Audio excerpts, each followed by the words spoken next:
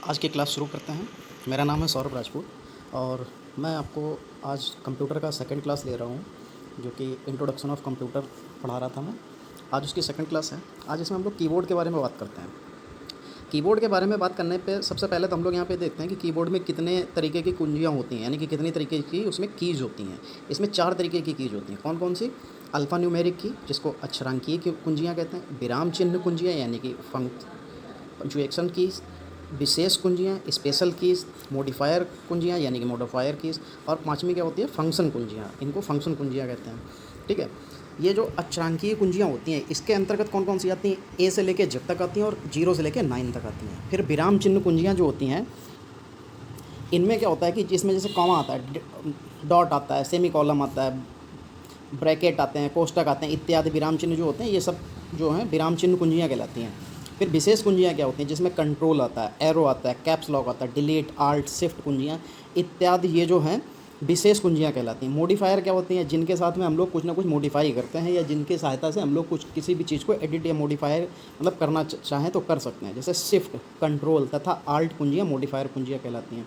Function कुंजियाँ क्या होती हैं? फंक्शन कुंजियाँ वो होती हैं जो सबसे ऊपर हमारे दे रखी होती हैं नंबर की इसके नीचे, और जो नंबर कीज के ऊपर होती हैं, जिनको F1 से लेके F12 तक गिनी जाती हैं। ठीक है। फिर इसके बाद में क्या आता है?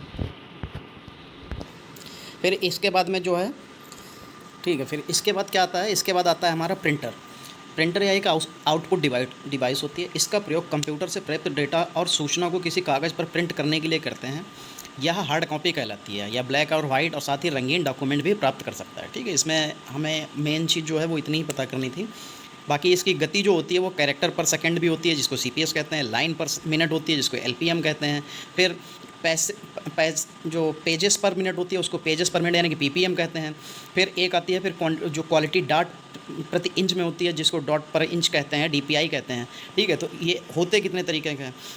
सबसे पहला तो आता है इम्पैक्ट प्रिंटर। ठीक है। यह प्रिंटर टाइपराइटर की तरह कार्य करता है।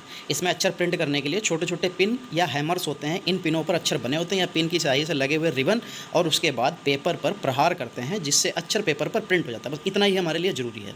फिर आते हैं डॉट मैट्रिक्स प्रिंटर पर। ये डॉट मैट्रिक्स प्रिंटर क्या होता है? जो डॉट मैट्रिक्स प्रिंटर होता है, इस प्रकार के प्रिंटर में प्रिंट बिंदुओं द्वारा की जाती है। इसमें पिनों की रॉ होती है जो कागज़ के ऊपरी सिरे पर रिबन पर प्रहार करती है, तो डॉट्स का एक समूह एक मैट्रिक रूप में कागज़ पर पड़ता है, जिसके अक्षर का चित्र प्रिंट हो जाता है। इस प्रकार के प्रिंटर को प्रिंटर भी कहते हैं। डॉट मैट्रिक प्रिंटर एक बार में एक ही कैरेक्टर प्रिंट करता है। बस यहाँ पे मेन बात अब आती है कि जो मैट्रिक प्रिंटर होता है, ये हमारा एक कैरेक्टर एक बार में ही प्रिंट करता है। फिर डेजी व्हील प्रिंटर आता है। अच्छा, ये हम लोग पढ़ क्यों रहे हैं? ये इसलिए भी पढ़ रहे हैं क्योंकि इनके ऊपर ऑब्जेक्टिव क्वेश्चन आते हैं। जैसे क्वेश्चन आता है कि डॉट मैट्रिक प्रिंटर क्या होता है, या ये जो इस तरीके से आते हैं कि जो लेजर प्रिंटर होता है वो कैसा काम करता है, लाइन प्रिंटर ये क्या, तो इनके सबके एक एक अपनी अपनी चीज़ें क्वेश्चंस बनते हैं, इसलिए इनको पढ़ना भी ज़रूरी है। ये सिर्फ वन लाइन में ही पढ़ रहे हैं, कोई बहुत ज़्यादा ऐसा नहीं है। ठीक है। तो डेजी व्हील प्रिंटर आता है। इसमें कैरेक्टर की प्रिंटिंग टाइपराइटर की तरह होती है। यह डॉट मैट्रिक प्रिंटर की अपेक्षा अधिक रेजोल्यूशन की प्रिंटिंग करता है, तथा इसका आउटपुट डॉट मैट्रिक प्रिंटर की अपेक्षा अधिक विश्वसनीय होता है। यानी कि ये डेजी व्हील प्रिंटर जो है वो डॉट मैट्रिक की तुलना में ज़्यादा अच्छा होता है। फिर लाइन प्रिंटर, ये प्रिंटर कागज़ पर दबाव डालकर एक बार में पूरी लाइन प्रिंट करते हैं, इसलिए इसे लाइन प्रिंटर कहते हैं। जैसा कि नाम वैसा उसका काम। फिर आते हैं ड्रम प्रिंटर पे।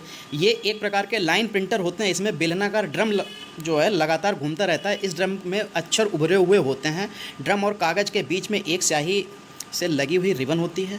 इस स्थान पर अक्षर प्रिंट करना होता है। उस स्थान पर हैमर कागज़ के साथ रिबन पर प्रहार करता है। रिबन पर प्रहार करने से रिबन ड्रम में लगे हुए अक्षर पर दबाव डालता है, जिससे कागज़ पर प्रिंट हो जाता है। बस ड्रम प्रिंटर का क्या काम है कि इसमें एक ड्रम लगा होता है, और ये काम किसकी तरह करता है? लाइन प्रिंटर की तरह ही काम करता है। फिर नॉन इम्पैक्ट प्रिंटर जो होता है, नॉन इम्पैक्ट प्रिंटर जो होते हैं वो, ये प्रिंटर कागज़ पर प्रहार नहीं करते, बल्कि अक्षर या इमेज प्रिंट करने के लिए स्याही की फुहार कागज़ पर छोड़ते हैं। बस इसमें इतना ही मेन है। बाकी इनके प्रकार होते हैं कौन कौन से? इंक जेट प्रिंटर होता है। इसमें कागज़ पर स्याही की फुहार द्वारा छोटे छोटे बिंदु डालकर प्रिंटिंग की जाती है। इनकी प्रिंटिंग की गति 1 से 4 पेज प्रति मिनट होती है, यानी कि 1 से 4 पेज प्रति मिनट होती है। इसकी प्रिंटिंग की गुणवत्ता भी अच्छी होती है। विभिन्न प्रकार के रंगों, अक्षरों, इमेज प्रिंट कर सकते हैं।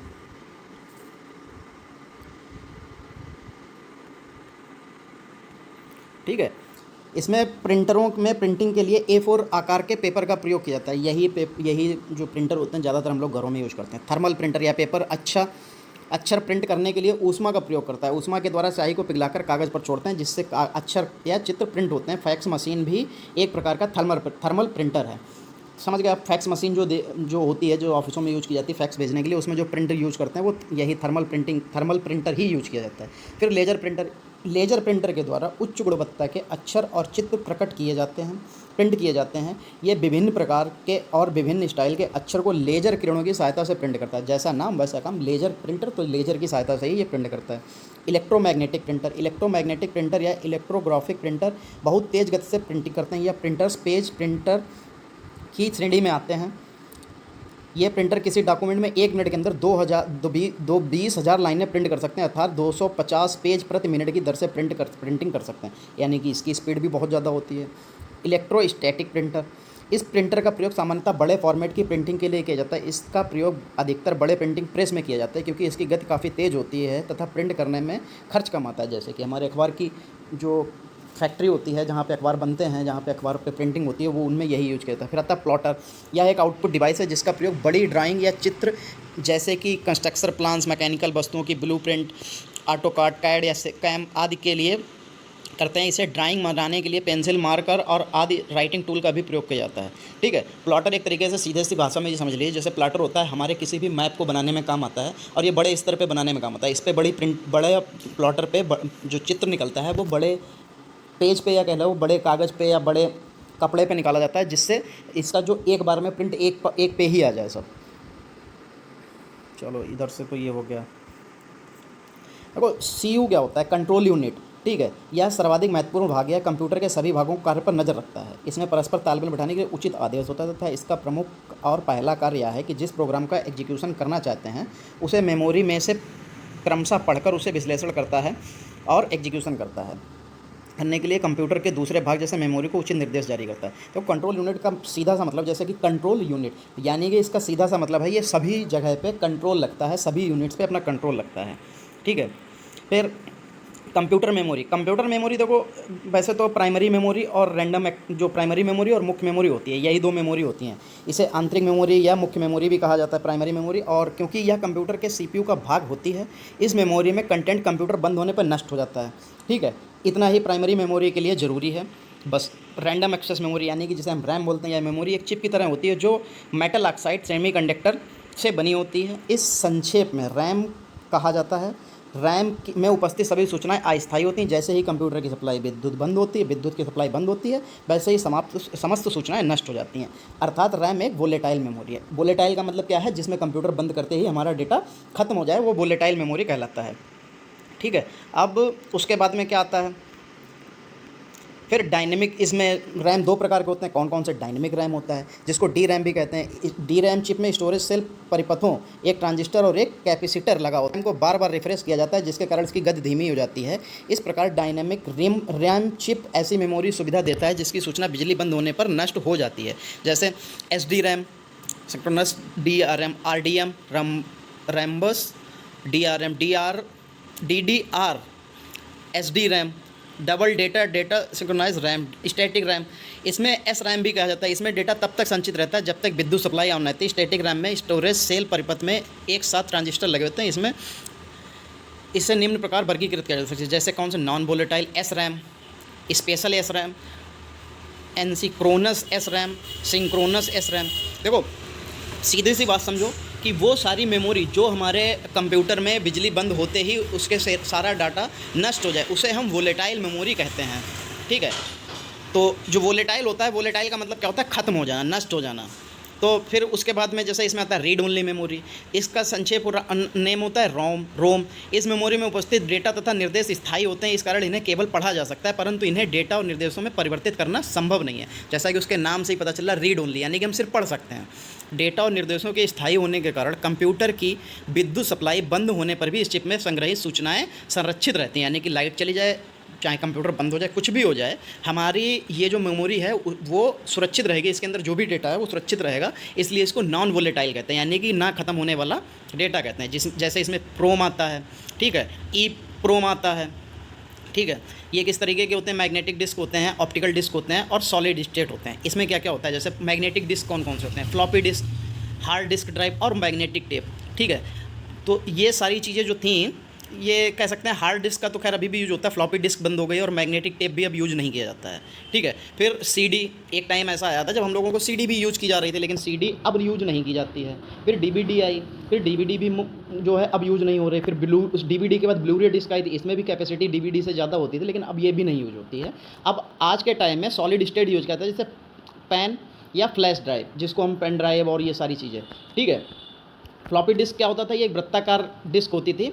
ठीक है, ये इनकी मतलब अलग अलग स्टोरेज क्षमता, अलग अलग इनकी डिस्टेंस बता रहे हैं, इनकी जो कैपेसिटी होती थी, इनकी लंबाई चौड़ाई पे निर्भर होती थी। जैसे 8 इंच, 5 सही 1/4 इंच, 3 सही 1/2 इंच और CDR। फ्लॉपी डिस्क को डिस्कीटी, फ्लॉपी या केबल डिस्क के नाम से भी जानते हैं। ठीक है, जिसे फ्लॉपी डिस्क ड्राइव, चलो ठीक, इसमें और कोई खास ज़रूरी नहीं है। फिर हार्ड डिस्क ड्राइव आता है, इन्हें फिक्स्ड डिस्क भी कहा जाता है। कंप्यूटर सीधे हार्ड डिस्क के संपर्क में रहता है, ये कई आकारों और क्षमताओं में उपलब्ध होती है। ठीक है, फिर उसके बाद में जो मैग्नेटिक टेप होते हैं वो क्या होते हैं? वो चुंबकीय टेप भी इनको कहा जाता है। ठीक है, ये पुरानी फाइलों का बैकअप लेने के बहुत सुरक्षित और सस्ते साधन माने जाते थे। अब खैर नहीं, चुंबकीय टेप बहुत धीमा होता था, क्योंकि यह एक क्रमिक माध्यम है। इसका अर्थ है कि डेटा लिखने या पढ़ने के कार्य एक सिरे से दूसरे सिरे तक करना होगा। जैसा कि तुम याद होगा, जब हम लोगों के पुराने टाइम में VCR चलते थे, उसमें कैसेट लगी होती थी, जिसको हम लोग पहले पूरा बैक करते थे, फिर स्टार्टिंग से प्ले होती थी, जब जाके ख़त्म हो जाती थी, फिर उसे दोबारा प्ले करने के लिए हमें उसे पूरा बैक करना ही पड़ेगा। या जैसे हम लोगों के गाने सुनने के लिए कैसेट्स आती थी, उनमें भी हम लोगों को बैक करके फिर उसे प्ले करना पड़ता था, कैसेट को पलट के लगाना पड़ता था। वो सब किसकी वजह से होता था? मैग्नेटिक टेप की वजह से। फिर ये मेमोरी डिस्क होती है, या एक प्रकार की मेमोरी कार्ड होता है। इसमें USB आधारित मेमोरी होती है। इसका आकार जो है 50 × 21.5 20.8 मिलीमीटर होता है। इसकी क्षमता 4 मेगाबाइट से 512 गीगाबाइट तक होती है। ठीक है, कॉम्पैक्ट डिस्क या एक विशेष प्रकार की डिस्क, जैसे मैंने बताया ना, जिसको हम लोग CD कहते थे, इसकी क्षमता जो है वो 600 MB से 1 GB तक मान लो, वैसे 750 मेगाबाइट ही तक होती थी। ठीक है, और इसकी गति जो 1200 किलोमीटर प्रति सेकंड की गति से पढ़ा जाता था। फिर उसके बाद में आया DVD रोम। ठीक है, DVD रोम बता रहे। फिर आया DVD। ठीक है, CD रोम 3 तरीके के होते थे, तो CD रोम, CDR, CDRW आता था। ठीक है, अब फिर उसके बाद DVD आया, जिसको हम लोग बोलते हैं डिजिटल वीडियो डिस्क। ये क्वेश्चन पूछा जाता है कि DVD की फुल फॉर्म क्या है, तो उसका नाम होता है डिजिटल वीडियो डिस्क।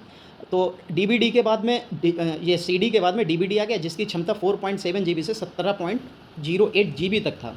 ठीक है, DVD के कितने प्रकार? DVD के भी 3 प्रकार, DVD रोम, DVD-R, DVD-RW। फिर ब्लू-रे डिस्क आया। इसकी क्या होती थी? ये DVD के बाद आया। ब्लू-रे डिस्क यानी कि जो होता है, इसको BD भी बोलते हैं शॉर्ट फॉर्म में। इसकी जो क्षमता होती है वो प्रति लेयर 25 GB होती है। ठीक है, इसमें क्या होता है? ये DVD से 5 गुना अधिक होता है। ये 3 तरीके के होते हैं, BD रोम, BDR, BDRE। ठीक है, फिर पेन थंब फ्लैश ड्राइव। इसमें क्या क्या होता है? ये USB 2.0 पे काम करता है, और ये रीराइटेबल भी होते हैं। इसमें जो होता है, कोई भी डेटा हम डाल के इसको हटा भी सकते हैं और उसको संग्रहित भी कर सकते हैं। ठीक है, फिर अब आते हैं हमारी मेमोरी पे कि किस तरीके की होती है। जैसे फ्लैश ड्राइव विभिन्न स्टोरेज क्षमता, जैसे क्या 256 MB, 512 MB, 1 GB, 4 GB, 16 GB और 64 GB इत्यादि में उपलब्ध था। देखो, 1 बाइट बराबर बाइनरी डिजिट होता है, जिसको हम बाइनरी डिजिट 0 1 होता है, यही कंप्यूटर समझता है। 8 बिट जो होता है, 1 बाइट बराबर होता है 2 निबल होता है। ठीक है, फिर 1024 बाइट यानी कि ये 1 KB बनाता है। ठीक, फिर 1024 KB मिलके 1 MB बनाता है, 1024 MB मिलके 1 GB बनाता है, 1024 GB मिलके 1 TB बनाता है, और एक 1024 GB जो 1024 TB मिलके 1 PB बनाता है, जिसको पेटाबाइट बोलते हैं, और 1024 पेटाबाइट मिलके 1 एक्साबाइट बनाते हैं, जिसको AB कहते हैं। 1024 एक्साबाइट मिलके 1 जेटाबाइट बनाते हैं, जिसको ZB कहते हैं। 1024 जेटाबाइट मिलके 1 योटाबाइट बनाते हैं, जिसको बाइबी कहते हैं, और 1024 योटाबाइट मिलके 1 ब्रोंटोबाइट बनाते हैं, जिसको ब्रोंटोबाइट यानी कि BB भी कहते हैं शॉर्ट फॉर्म में, और 1024 ब्रोंटोबाइट मिलके 1 जीओप बाइट कहते हैं। ठीक है, और ये सबसे आखिरी मेमोरी होती है जीओट बाइट, ये सबसे बड़ी होती है। बिट सबसे छोटी आकार की मेमोरी और जीओप बाइट सबसे बड़ी मेमोरी इकाई होती है। और ये क्वेश्चन एक बार आ चुका है, शायद CGL में आया हुआ था, उसमें पूछा गया था कि कंप्यूटर में मेमोरी में सबसे बड़ी मेमोरी कौन सी होती है, तो जीओप बाइट मेमोरी जो है वो सबसे बड़ी मेमोरी कही जाती है। ठीक है, चलो आज के लिए खैर इतना ही रखते हैं। फिर कल जो है, कल इस चैप्टर को पूरा ख़त्म करते हैं, फिर उसके बाद हम लोग इसके ऑब्जेक्टिव भी कराएंगे। ठीक है, और ऑब्जेक्टिव के साथ साथ ही इसका चैप्टर खत्म हो जाएगा। तो ऑब्जेक्टिव इसलिए भी ज़रूरी है जिससे हमको ये पता चल जाए कि हमने जो पढ़ा है वो हमारा इसमें कितना काम आया है।